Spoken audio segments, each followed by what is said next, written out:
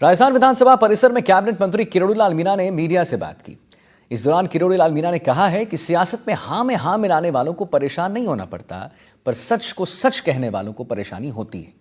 मैंने सत्ता और विपक्ष में रहने के दौरान सच को सच कहने का काम किया है। वहीं बीसलपुर में बजरी माफिया पर कार्रवाई नहीं करने के डोटासरा के बयान पर कहा कि मैं कोई जवाब नहीं देना चाहता। देखिए हमारी ये ग्राउंड रिपोर्ट। प्रदेश कांग्रेस अध्यक्ष डोटासरा ने कहा, मैं उन बातों में नहीं जाता, लेकिन भ्रष्टाचार के मामले उठे और पेपर लीक के मामले उठे। युवा जो आस लगाए बैठा है उसमें कार्रवाई होनी चाहिए।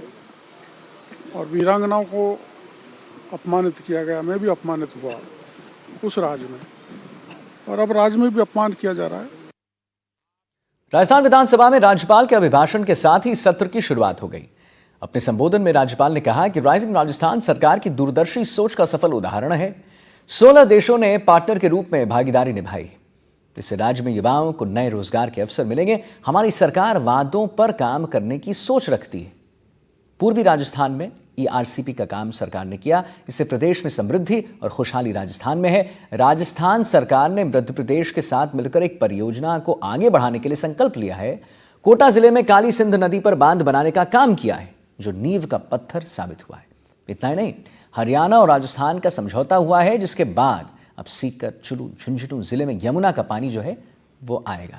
तो कुछ अहम बात जो यहां पर अभिभाषण के साथ जो शुरू हुई और संबोधन में जो कहा गया, उसमें पहला था कि देखिए राइजिंग राजस्थान सरकार की दूरदर्शी सोच का सफल उदाहरण है।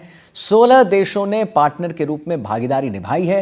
राज्य में युवाओं को नए रोजगार के अवसर मिलेंगे और हमारी सरकार जो वादा करती है उस पर काम भी करती है, यह सोच रखती है। पूर्वी राजस्थान में ईआरसीपी का काम सरकार ने किया है, इससे प्रदेश में समृद्धि और खुशहाली राजस्थान में है। राजस्थान सरकार ने मध्य प्रदेश के साथ मिलकर इस परियोजना को आगे बढ़ाया।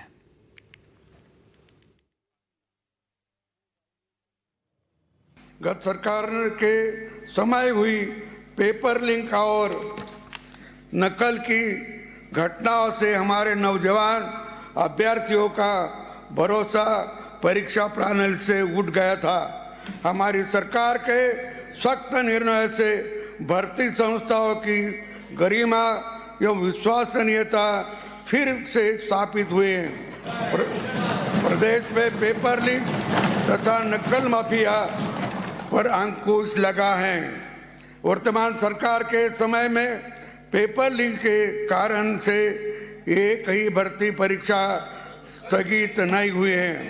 यह दर्शाता है कि सरकार अपनी दृढ़ इच्छा शक्ति से युवा के भरोसे पर खरी उतरी है। पूर्ववर्ती सरकार के समय हुए पेपर लीक से संबंधित प्रकरणों में अब तक 100